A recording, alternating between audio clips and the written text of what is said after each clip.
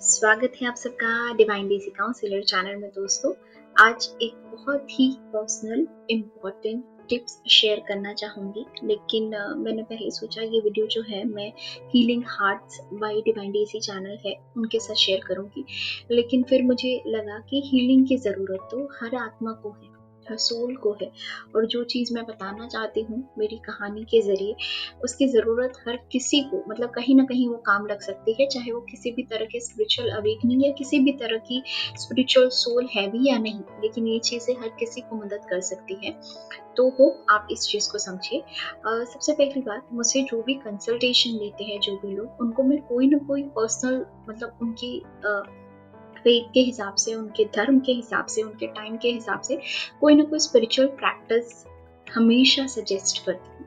तो इसके पीछे का रीज़न ये है कि आप जिस इंसान से अभी ये बात सुन रहे हैं, वो एक समय पे, मतलब बचपन की बात कर रही हूँ, अपने 15 साल तक I used to be very religious person, क्योंकि मेरे घर का माहौल ऐसा था। मेरे माता पिता हमेशा भगवान में बिलीव करते आए हैं।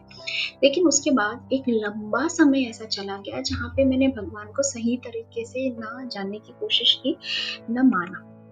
लेकिन उसके बाद जब मेरे जीवन में बहुत बड़े झटके आए और उसके उभारने के लिए जिस तरह की कुदरती शक्तियों ने मेरी मदद की और जिस तरह की चीज़ें होती गई, उसने मेरा फेथ जो है वो किसी डिवाइन पावर के अंदर बहुत ज़्यादा बढ़ा दिया। और मुझे एक चीज़ समझ में आया कि जब आपका कोई भी वीक समय चल रहा हो या इवन अच्छा समय भी चल रहा हो, आपके साथ अगर डिवाइन पावर है तो आपको कभी कोई हरा नहीं सकता। अगर आपका बुरा वक्त है तो आपको प्रोटेक्शन मिलती है, अच्छा वक्त है तभी आपकी मति सही रहती है। क्योंकि क्या होता है कि अगर हमारा बहुत अच्छा वक्त चल रहा है तो बहुत ज़्यादा चांसेस रहते हैं कि हम चीज़ों में चूक जाएं, हमारी मति भ्रष्ट हो जाए, हमारे अंदर अहंकार आ जाए। तो हम आत्मा से सही रहे, हम चीज़ों को जान पाए कि अच्छा ये बहुत सफलताएँ है, बहुत सब कुछ है, लेकिन मुझे अपना पैसा सही दिशा में यूज़ करना है, मुझे ये काम करना चाहिए। तो दोनों सूरतों में आपको एक intelligence, divine guidance, divine protection, divine blessings चाहिए होती है। और वो कैसे मिलती है? अब सबसे पहले बोला जाता है कि आप अपनी स्पिरिचुअल जर्नी में या अपनी हीलिंग के लिए मेडिटेशन कीजिए। बहुत सारे लोगों से मेडिटेशन नहीं होता, इनफैक्ट मैं भी उनमें से एक थी, और काफ़ी हद तक हूँ कि अगर मेरा मन नहीं है तो मैं नहीं करूँगा। तो ऐसे लोगों के लिए क्या उपाय है, इसके लिए मैं एक स्टोरी शेयर करती हूँ, मेरी पर्सनल स्टोरी है ये। और ये सभी के लिए है, चाहे आप लॉ ऑफ अट्रैक्शन अप्लाई कर रहे हैं, चाहे आप किसी भी तरह की स्पिरिचुअल जर्नी में हैं, या सिर्फ अपना किसी चीज़ के रिलेटेड हीलिंग करना चाहते हैं, या अपने जीवन में एक तरह की डिवाइन ऊर्जा या डिवाइन पावर एक साथ का महसूस करना चाहते हैं। तो वो श्रावण मास था, और मैं घर से कुछ चाइनीज़ वगैरह खरीदने के लिए गई थी। उस टाइम पे ये वो समय था जब मुझे फेथ नहीं था, मुझे कोई विश्वास नहीं था कि डिवाइन पावर है, सनातन धर्म, ये जो डिवाइन शक्ति है, माता रानी जिनको आज मैं इतना बिलीव करती हूँ, मेरे हनुमान जी, तो अलग अलग जो प्रभु जी है, गणेश जी, अब उस ये समय वो नहीं था, ठीक है। I was very random in everything. तो मैं चाइनीज लेने के लिए गई थी, मुझे वो दिन याद है। वो भैया ने बोला कि 25 मिनट्स लगेंगे क्योंकि आपका ऑर्डर बहुत बड़ा है। मैं वहाँ पे बाहर वेट कर रही थी, मैं डाउन थी किसी वजह से। तो आई थॉट कि सामने एक मंदिर है, शिव जी का मंदिर था, और बहुत जोर जोर से वहाँ पे चैंटिंग चल रही थी, और उसके बाद आरती होने वाली थी शायद। तो उन्होंने अनाउंस किया चैंटिंग के बाद कि आरती होने वाली है। पता नहीं क्या हुआ, मेरी रूह को क्या कॉलिंग आई, मैं वहाँ पे चली गई। उस आरती में खड़े खड़े मुझे पर्जिंग होने लगी। अब जो स्पिरिचुअल जर्नी वाले हैं वो समझेंगे कि स्पर्जिंग मतलब रोना आना, चीज़ें याद आना। तो मैंने अपने आंसू को रोक लिया, लेकिन वहाँ से बाहर आके मैं बहुत रोई अपनी गाड़ी चलाते चलाते। जब मैं सामने आ रही थी तो आई स्टार्टेड क्राइंग। मैंने वो जो दुपट्टा है वो लिया हुआ था तो किसी को पता नहीं चला, लेकिन आई फेल्ट। और वो जो रोना था ना, वो अजीब सा रोना था, जैसे ऐसा रोना था कि रूह की थकन उतर रही है, रूह का दुख कम हो रहा है, ऐसे।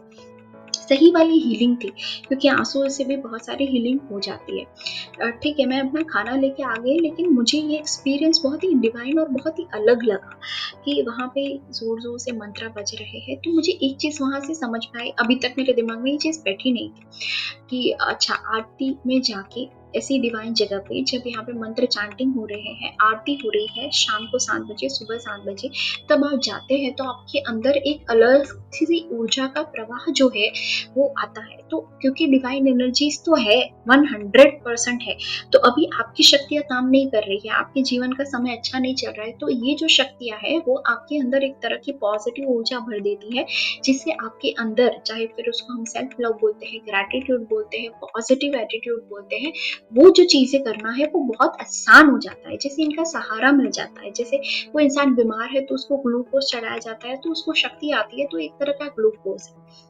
फिर से ऐसा हुआ कि मेरा जो है ना EIB एडवोकेसी का एक एग्जाम होता है एंट्रेंस, उसका रिजल्ट आया था, तो मैं थैंक करने के लिए अपनी सिटी के मतलब बहुत सारे मंदिर गई थी जहाँ जहाँ पे मैं जाती थी।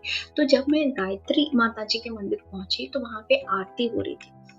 वहाँ पे भी मेरे साथ वही एक्सपीरियंस हुआ कि मैं निशब्द हो गई और मुझे बहुत ज़्यादा जैसे दिल भर आया। उस टाइम पे मैं रोई नहीं, लेकिन दिल भर आया और बहुत ही जैसे रूह से बहुत ही सुकून लगा, अच्छा लगा।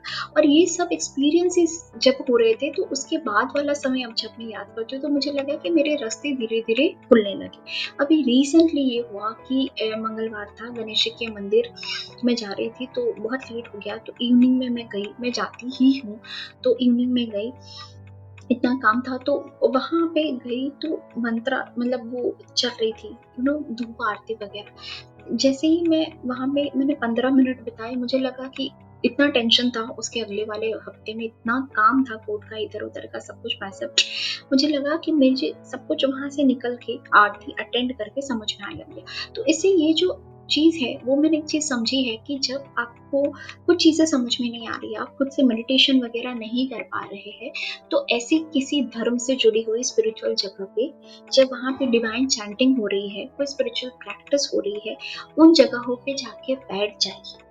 अगर आप हिंदू है तो बहुत सारे आपके शहर के मंदिर में आरती सुबह शाम होती होगी, उस समय पे अपनी हाजिरी दीजिए। ये जो शक्तियां है, जो ऊर्जा आपके अंदर भरती है, ये आपको पूरे दिन काम आती है। ये एक तरह का ग्लूकोज है, आपके लिए वाइटामिन का काम करेगा। अगर आप अच्छा, जैसे मैंने आगे भी बोला, अच्छा वक्त है तो और अच्छा होगा, आपकी बुद्धि क्लीन होगी, आपको समझ आएगी।